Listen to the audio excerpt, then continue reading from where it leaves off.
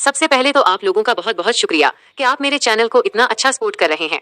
जो लोग वीडियो को देखते हैं, लाइक करते हैं और चैनल को सब्सक्राइब करते हैं, उनके लिए मेरे दिल से बहुत दुआएं निकलती हैं।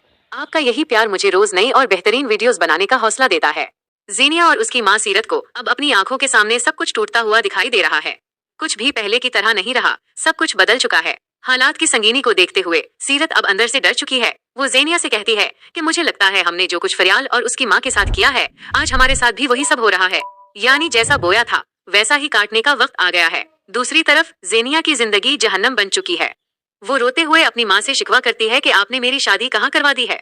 दानिश बिल्कुल भी शाहिराम की तरह नहीं है, वो तो हर बात पर मेरी इंसल्ट करता है। लेकिन सीरत अब अपनी बेटी की कोई मदद नहीं कर पा रही। वो साफ कह देती है कि ये रास्ता तुमने खुद चुना था ज़ेनिया।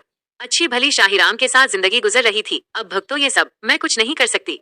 अब ज़ेनिया के दिमाग में एक नया प्लान चल रहा है। वो बस ये चाहती है कि दानिश किसी तरह उससे तंग आ जाए और उसे तलाक दे दे, ताकि वो दोबारा शाहिराम के पास जाकर उससे शादी कर सके। लेकिन दानिश इतना बेवकूफ नहीं है। वो ज़ेनिया को कभी नहीं छोड़ेगा, बल्कि वो ज़ेनिया के साथ वही करेगा जो उसका अपना दिल चाहेगा। वो ज़ेनिया की किसी बात या किसी जज्बात को कोई अहमियत नहीं देने वाला। कहानी में एक और बड़ा मोड़ तब आता है जब ज़ेनिया अपनी मुलाजमा यास्मीन के जरिए फरियाल को उस घर से निकालने की साजिश रचती है।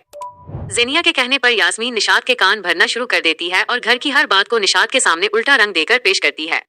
और यही साजिश एक दिन रंग लाती है। जब फरियाल ऑफिस से वापस आती है तो निशात गुस्से में उसे कहती है कि तुम्हारा ऑफिस जाना इतना जरूरी था। मैंने तुम्हें मना भी किया था कि मेरे कुछ मेहमान आ रहे हैं, तुम ऑफिस नहीं जाओगी। फरियाल हैरान रह जाती है और सफाई देते हुए कहती है कि मुझे तो यास्मीन ने ऐसा कुछ नहीं बताया था।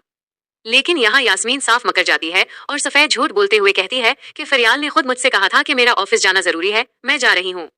यास्मीन की इस मकारी से फरियाल दंग रह जाती है, लेकिन अब फरियाल को अच्छी तरह समझ आ चुकी है कि यास्मीन खुद कुछ नहीं कर रही, बल्कि ये सब कुछ वो ज़ेनिया के इशारों पर कर रही है। तो दोस्तों, अब खेल दिलचस्प हो चुका है।